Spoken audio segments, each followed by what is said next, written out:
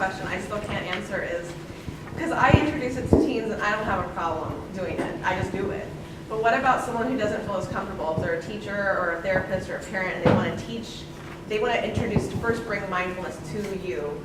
Could you give us any suggestions on the best way that, because you guys obviously are doing it, like it, or here for, that's why. But what about people who don't know how to introduce it to them? When I first started practicing mindfulness, I went to a teen retreat in a monastery in Escondido, and it definitely helped me to know that there was other people my age, like my peers, were practicing being mindful, and that definitely helped me feel comfortable with it, because it's a weird idea, kind of like practicing to breathe. You do it all the time. So, when I saw my peers and they were coming to learn, practice, that definitely helped me feel comfortable and accept this idea, and now I practice it all the time. So. Yeah, I love that idea, and then also I think it's really important to try to integrate mindfulness into the already established parts of a teen's life. I know mindfulness has become a part of my life, not just in the actual practice of mindfulness, but in my classes, through sports, through art. So I think it's really, I think it's really easy and so beneficial to integrate it into other parts of teens' life. I was just gonna say, I know, so I'm from Santa Monica, which is a really hippie town, so I know mindfulness and meditation is actually really hip and in. So people are generally especially in at different yoga studios, or my school has a Zen circle club, which is awesome. People are generally pretty open-minded towards mindfulness, because it's just so beneficial and easy to integrate with your life. And also, I think we've all definitely encountered people who are really unmindful, and I think that's, especially in high school, it's kind of just a source for entertainment. So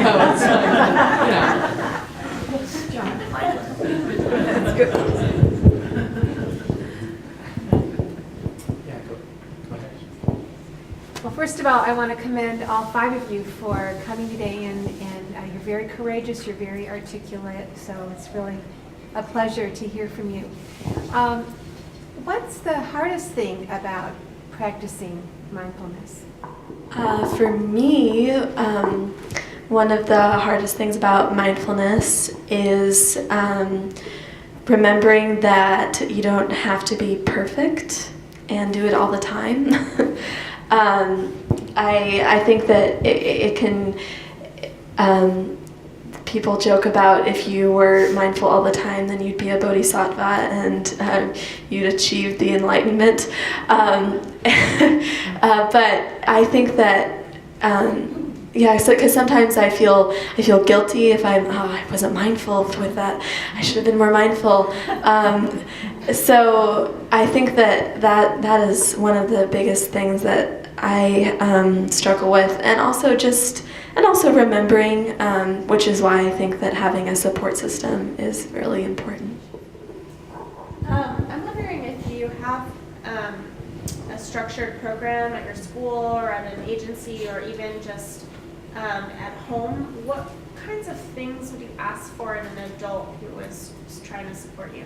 Well, I think personally these two are very good at it, and they're both very calming, and just if you listen to the way they speak and the way they talk, they're very peaceful, and especially with bringing meditation, that's exactly what you want, and so these two are good. I think that if you're trying to support somebody, realizing that maybe if they remove themselves, or if they try to talk to you about something and identify their feelings, not to get mad at them, why are you going away? That they're trying to calm down, or letting them have a little bit of space when they're trying to cope with something.